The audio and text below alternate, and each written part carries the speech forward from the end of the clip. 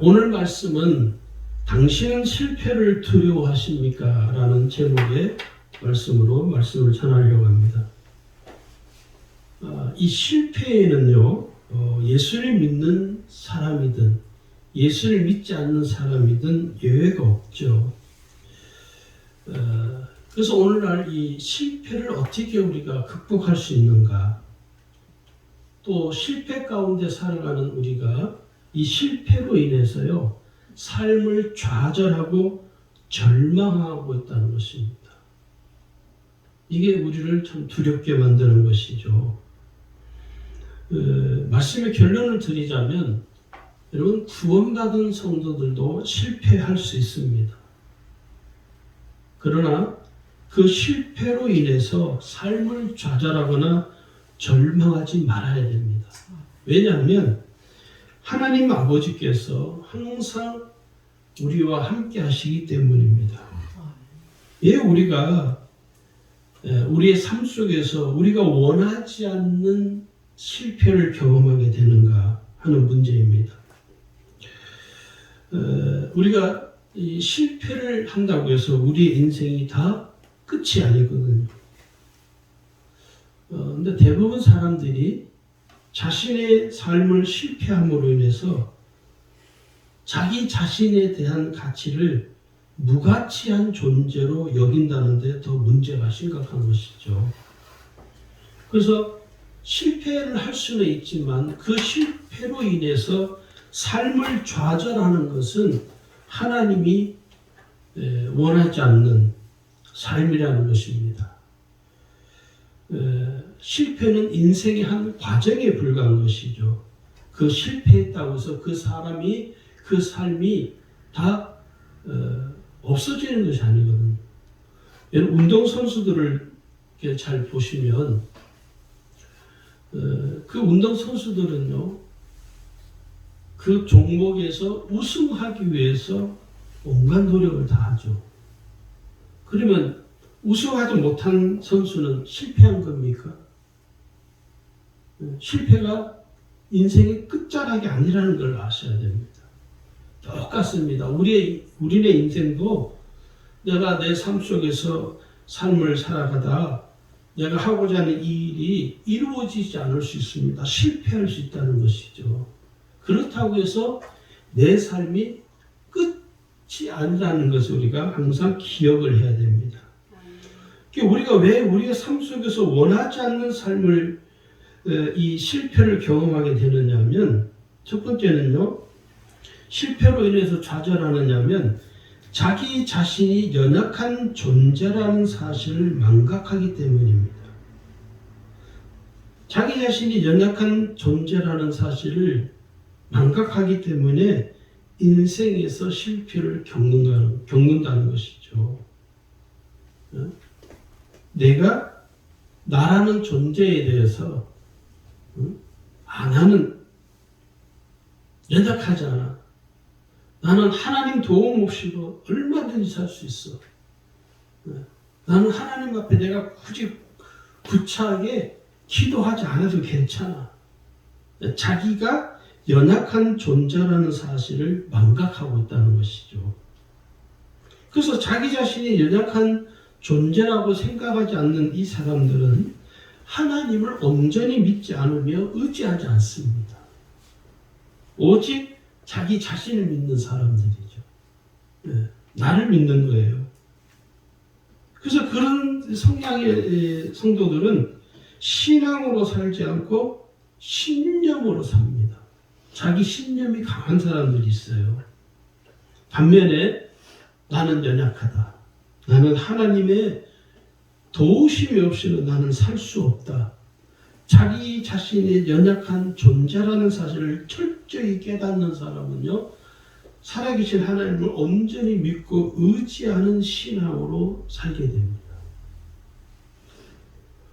이 신념과 신앙의 차이에 대해서도 제가 한번 설교를 한 적이 있는데, 신념은 뭡니까? 자기를 믿는 거예요. 자기 자신을 믿는 것이죠. 신앙이 뭡니까?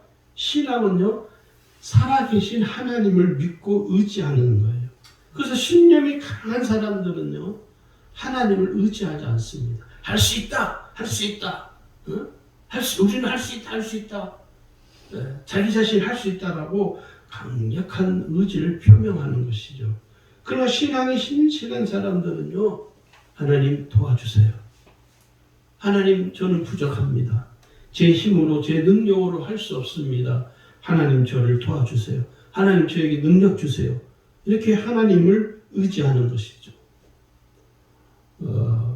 또 이 신념과 신앙과 같은 연결되는 이 카테고리인데요. 자수성가와 신수성가라는 게 있습니다. 자수성가는요, 자기 자신의 노력으로 이루어내는 거예요. 신수성가는 뭐냐?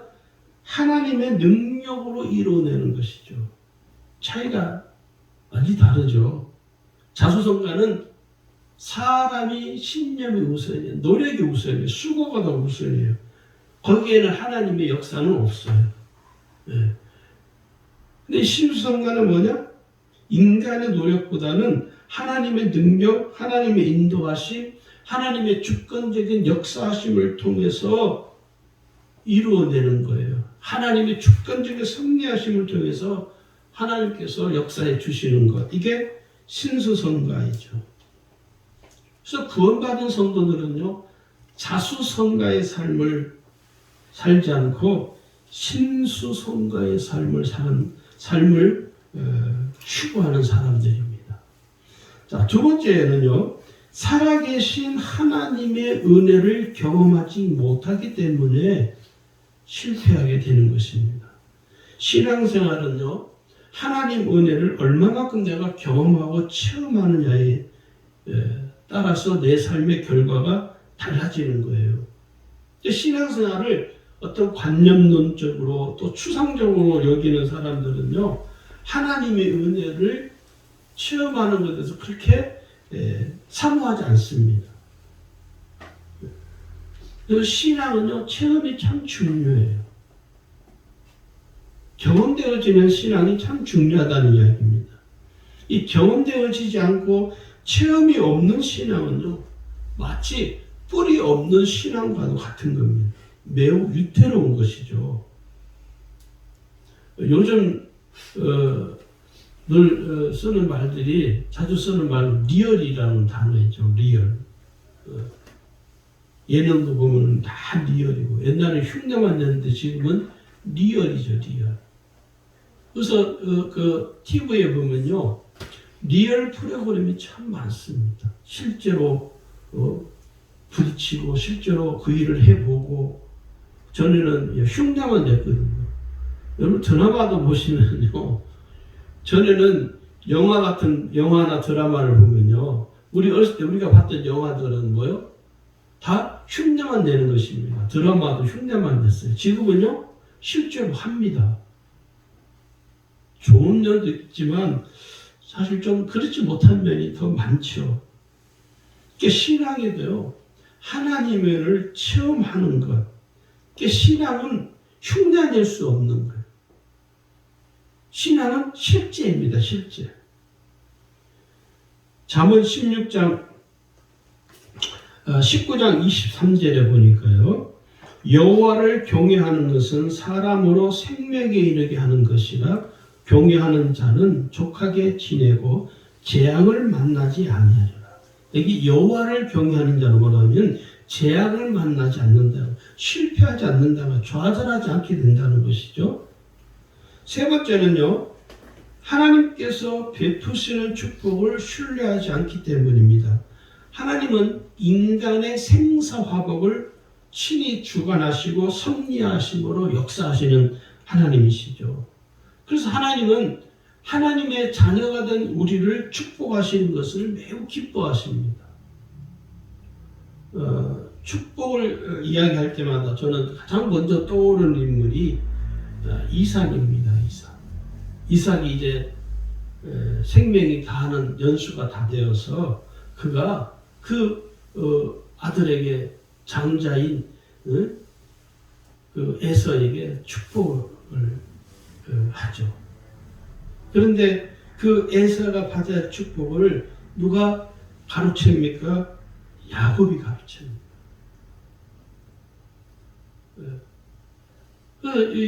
이삭은 이제 연수가 다 돼서 이제 생명이 이제 거의 다 꺼져가는 것이죠. 그래서 그 아들이 누구인지 에서인지 야곱인지를 이 육안으로 잘 식별하지 못하는 거예요.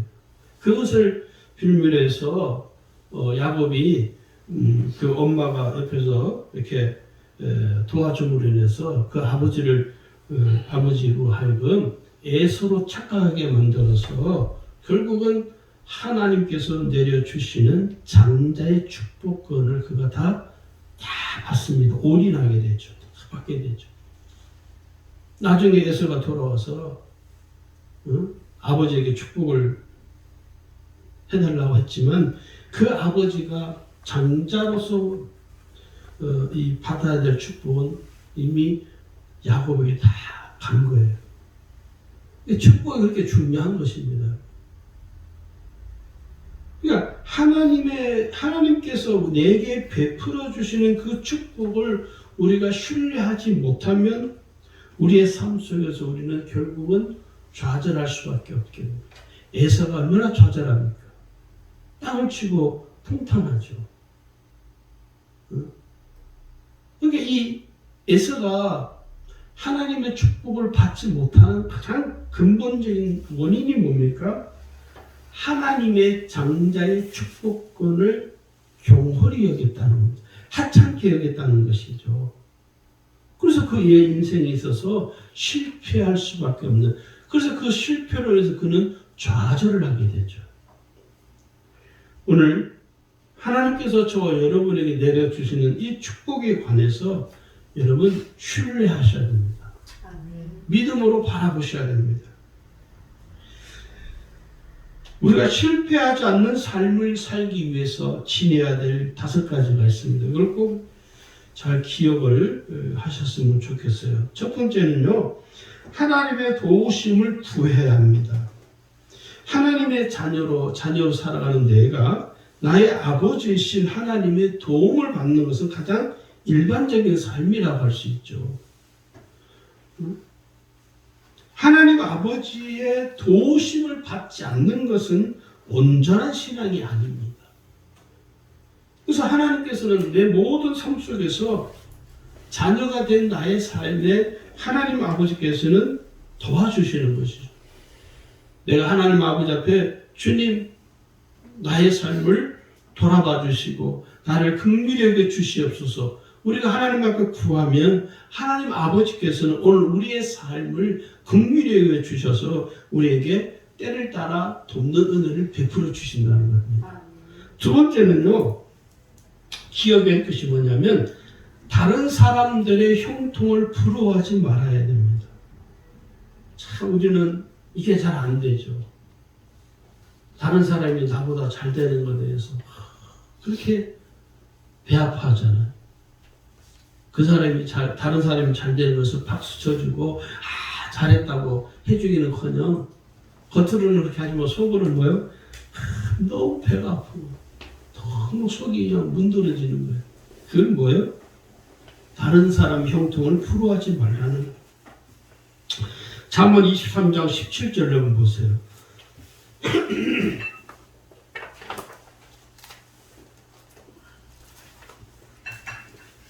잠언 23장 17절에서 분명히 우리에게 말씀합니다. 같이 읽어볼까요? 내 마음으로 죄인의 형통을 부러워하지 말고 항상 여호와를 경외하라. 뭐라고요? 부러워하지 말라는 거예요. 내게 주어진 삶에 만족하고 살아야 합니다. 자꾸 우리는 비교하거든요. 그러니까 남이 잘 되는 것을 배 아파하고 자꾸 부러워하는 건 뭡니까? 자신의 삶에 만족하지 못한다는 증거이기도 해요. 내 삶에 만족하는 것은요, 우리가 노력할 필요가 없다는 의미가 아닙니다. 만족이라는 뜻을 잘 이해를 하셔야 돼요. 여러분 만족하셔야 된다. 또 성경 뭐랄까 자족하라고 그러잖아요. 자족해야 됩니다. 이 말은요, 뜻을 의미를 잘 알아야 되는데 그냥 에이, 그래 내 주어진 삶에 그냥 아무렇게나 살자 이 뜻이 아니에요. 내 삶에 주어진 삶에 노력할 내가 어떤 노력을 할 필요도 없고 내가 하나님을 더 열심히 차지할 필요가 없다는 말이 아니라 내게 주어진 삶에 최선을 다해야 하는 것입니다.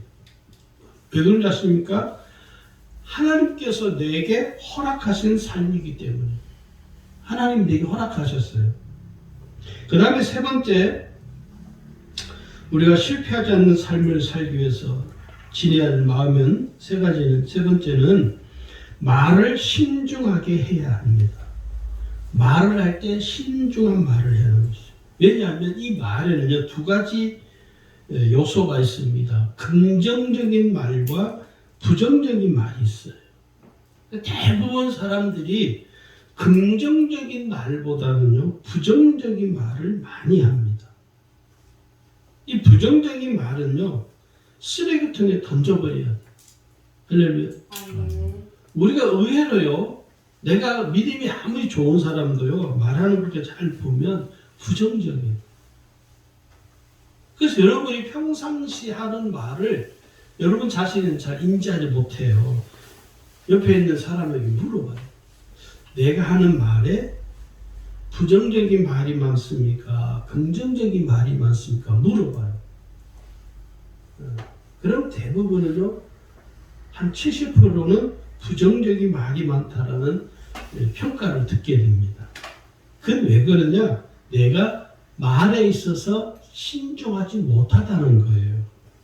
오늘 여기 시편 39장 1절에 보니까요. 내가 말하기를 나의 행위를 조심하여 내 혀로 범죄치 아니하리니 악인이 내 앞에 있을 때에 내가 내 입에 자갈을 먹이리라. 이렇게 기록이 되어 있습니다. 말이 얼마나 중요한가. 말 한마디 한마디가 내가 뱉어내는 말 한마디가요, 사라지는 게 아니에요, 여러분. 말은 생명이 있다는 것을 아셔야 됩니다. 그래서 내가 하는 말이, 그 말이 내게 들려요. 내 귀에 들리잖아요. 자, 졸지 마시고, 여러분 자 보세요. 여러분의 말이 귀에 들리나요? 안 들리나요? 들리죠? 제 말이 들리죠, 지금? 왜 그런지 아십니까? 말에는 생명이 있어서 그런 거예요. 그래서 내가 부정적인 말을 하면요, 내가 자기 본인이 제일 먼저 들어요. 그리고 다른 사람이 듣잖아요. 근데 이게 다른 사람에게도 영향을 주지만 사실은 자기 자신에게 가장 큰 영향을 줍니다. 그래서 사람은요, 말한 대로 되는 거예요. 그래서 말을 우리가 어떤 말을 하는지 긍정적인 믿음의 말을 꼭 하도록 애쓰셔야 합니다. 그 다음에 네 번째는요, 범사에 감사해야 합니다. 구원받은 우리는요, 무슨 일을 하든지 어디를 가든지 누구를 만나든지 내게 주어진 모든 삶에 범사에 감사하며 살아야 됩니다. 여러분, 범사에 감사하는 게 쉬워요? 어려워요? 어렵습니다. 쉽지 않습니다. 감사할 일이 없는데 감사를 해야 되는 거죠. 감사할 내가 지경이 아닌데 감사해야 되는 거예요. 내가 감사할 수 없는, 도저히 내가 감사할 말이 안 나오는데 감사의 말을 해야 되는 거예요.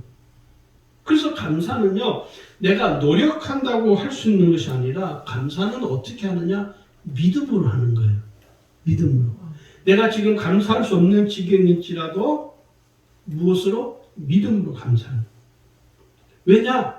내가 감사하면 그 감사가 다시 부메랑이 되어서 내게로 다시 돌아옵니다. 그래서 내가 감사의 씨를 부지런히 뿌리면 내 삶에 풍성한 삶의 열매로 내게 되돌아옵니다. 그래서 인생은 뭐예요? 뿌린 대로 거두는 거예요. 뿌린 대로.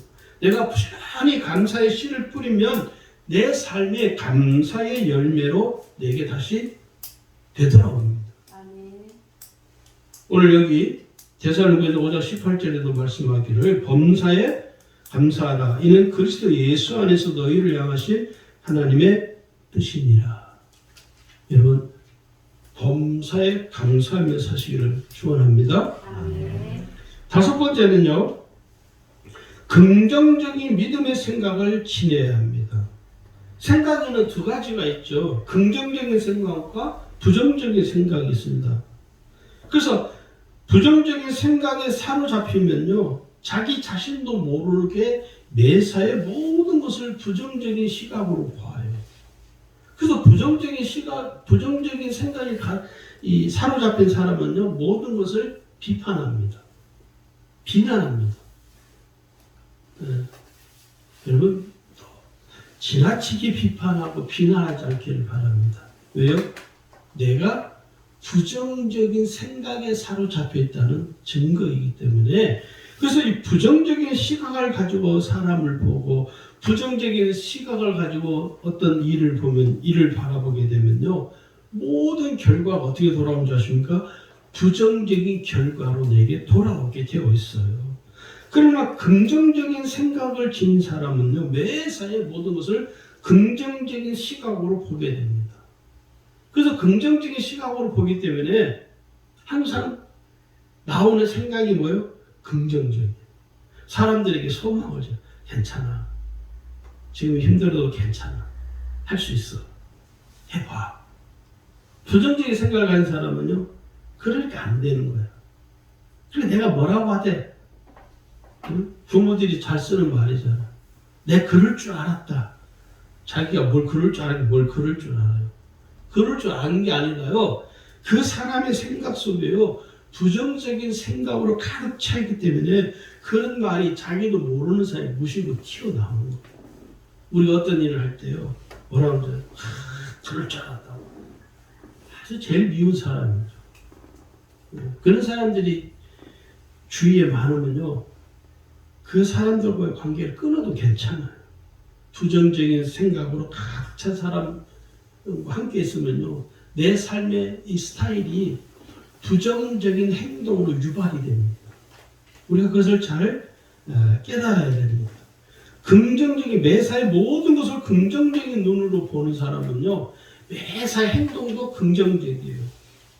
그리고 사람들에게 할 수 있다, 우리도 할 수 있다, 으쌰으쌰하고 그러지, 안 되는 사람은요, 안 된다, 하지 마.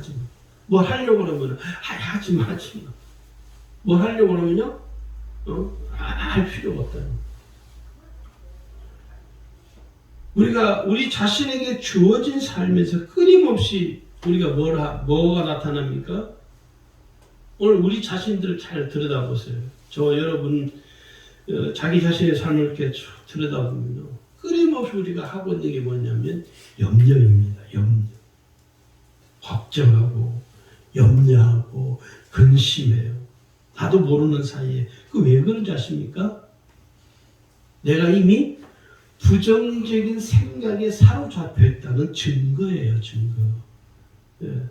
내가 이미 부정적인 생각에 꽉 사로잡혔기 때문에 끊임없이 걱정하고 근심하고 염려하며 사는 것이죠. 그래서 이 끊임없이 염려하며 사는 사람들은요, 항상 그 결과도 부정적이에요. 예. 우리가 이것을, 그래서 자기 자신을 냉정하게 객관적으로 이렇게 봐야 됩니다. 그 프로그램, 어느 예능 프로그램들 보면요, 자기 관찰 예능이 많죠. 요즘은 가지고 그 모니터링을 하면서 자기 자신의 삶을 객관적으로 이렇게 들여다보는. 그러면서 그러더라고요. 연예인들 보니까 내가 저런 행동을 했었네. 나도 몰랐네. 자기도 잘 모르는 거예요. 근데 여러분도요, 할 수 있으면 그렇게 하고 재밌을 것 같아요. 여러분 집에다가 카메라를 설치해놔요. 응? 카메라 핸드폰으로 이렇게 설치하도 되고, 뭐 하루 종일 하기는 어려우니까, 연예인이 아니니까, 그죠? 한 시간 동안 자기를 한번 관찰 한번 해보세요. 핸드폰으로 위에다가 거치를 딱 놓고 한번 찍어봐요. 그러면요, 여러분 자신이 아마 놀랄게요. 내가 저런 행동을 하네. 내가 저런 말을 하네. 이게 왜 그래요? 우리가 우리 자신을 객관적으로 들여다볼 수 있는 어떤 계기가 없죠, 사실은. 오늘 나에 대한 생각, 내가 어떤 생각으로 지금 살아가고 있는가를 우리 자신이 잘 볼 수 있어야 됩니다. 오늘 우리가 구원받은 성도로서 이 실패하지 않는 삶을 살게 되는 것이 뭘까? 또 실패하지 않는 삶을 살아가려면 어떻게 하는 게 좋을까? 한번 생각을 해보면요. 실패하는 삶을 살지 않게 되는 건 뭐냐면 첫 번째는 하나님께서 항상 붙들어 주시기 때문입니다. 하나님의 붙들려 사는 사람은요 실패하지 않습니다. 구원받은 성도는 우리가 꼭 인식해야 될 게 뭐냐면 하나님 아버지께서 나를 항상 붙들고 계신다. 할렐루야. 하나님이 나를 붙들어 주시고 계신다는 이 사실. 그래서 내가 넘어질지라도 하나님이 나를 다시 일으켜 줄 수 있는 거예요. 하나님을 붙들고 있는 사람은 내가 하나님을 붙드는 것이 아니라 하나님이 나를 지금 붙들고 계시는 거예요. 그래서 내가 넘어져도 하나님이 내 손을 잡아서 일으켜 주시는 거예요. 할렐루야. 여기 시편 37편 23절 24절로 같이 찾아서 보겠습니다. 구약성경 시편입니다. 시편 37편 23절에서 24절을 보세요. 37편 23절에서 24절에 보십니다. 이렇게 읽겠습니다. 거기 보면 이렇게 말씀하죠. 여호와께서 사람의 걸음을 정하시고 그의 길을 기뻐하시나니 같이 읽어볼까요? 그는 넘어지나 아주 엎드러지지 아니함은 여호와께서 그의 손으로 붙드심이로다. 할렐루야. 하나님이 내 손을 붙들어 주셔서 내가 설령 넘어질지라도 하나님 내 손을 다시 잡아 일으켜 주신다는 거예요. 하나님이 나를 붙들고 계시니까. 두 번째는요. 우리가 실패하지 않는 삶을 살게 되는 이유는요. 하나님을 온전히 바라보기 때문입니다. 오직 하나님만 바라보고 의지하는 사람은요. 항상 하나님의 도우심을 받을 수 있어요. 그래서 내 삶의 시선이 항상 하나님께 고정이 되어 있어야 돼요. 하나님께 머물러 있어야 된다는 거예요. 항상 하나님께 머물러 있는 거예요. 완전하지 못한 여러분 자기 자신보다 전지전능하신 하나님을 온전히 바라보십시오. 여러분 우리는 온전하지 못하잖아요. 온전하신 하나님, 완전하신 그 하나님, 전지전능하신 그 하나님을 온전히 바라보면 하나님이 내 삶 속에 하나님의 도움의 손길이 역사해 주시는 거예요. 설령 우리가 삶 속에서 실패했을지라도 하나님을 바라보는 그 사람은 다시 일어설 수가 있습니다. 시편은 이렇게 말합니다. 내 영혼아, 내가 어찌하여 낭망하며 어찌하여서 내 속에서 불안하여 하는고 너는 하나님을 바라라. 그 얼굴의 도우심을 인하여 내가 오히려 찬송하리로다. 하나님을 바라보면요, 나도 모르게 힘이 솟는 거예요. 내가 설령 실패했을지라도 그 실패가 나를 좌절하게 만들지 못한다는 것입니다. 세 번째는요, 여호와가 나의 목자이시기 때문입니다. 여호와가 나의 목자이시기 때문에 나의 모든 삶을 책임져 주시는 거예요. 그러므로 여호와가 나의 목자가 되시기 때문에 내 삶에 실제로 부족함이 없는 삶을 내가 살게 되는 것입니다. 저는 시편 23편 말씀을 참 좋아하고 자주 이렇게 읽는데 그 시편 23편 1절이 가장 중요한 우리의 신앙 고백이죠. 여호와는 나의 목자시니 내가 부족함이 없어요. 어떤 분이 목사님 성경이 틀리다고. 왜 틀리냐? 아니 여호와는 나의 목자라고 하는데 내가 부족함이 없던데 나는 부족한 게 너무 많습니다. 나는 없는 게 너무 많아요. 하나님 왜 나를 축복하지 않습니까? 하나님 나의 목자라고 그러시면서 왜 내게 하나님은 축복을 하지 않습니까? 그러니까 이분은 뭡니까? 항상 개념이 하나님이 나를 축복하는 그 개념이 그 기준이 뭐냐면 내가 돈이 있느냐 없느냐로 이분은 결정하는 거예요. 가치관이 뭡니까? 성령의 기반을 둔 가치관이 아니라 세상의 기반을 둔 가치관이에요. 그래서 우리 크리스찬들 중에서도 그리스도인들 중에서도요 하나님의 축복을 받았냐 안 받았냐는 기준을 어디를 두고 말하나요? 성도들이 너가 가진 재산이 얼마이냐 이걸 가지고 그 사람이 축복을 받았느냐 안 받았냐를 평가하는 거예요. 그게 뭐예요? 세상에 기반을 두고 있는 가치관이에요. 그는 비성경적인 비성서적인 가치관이라고 말하는 거예요.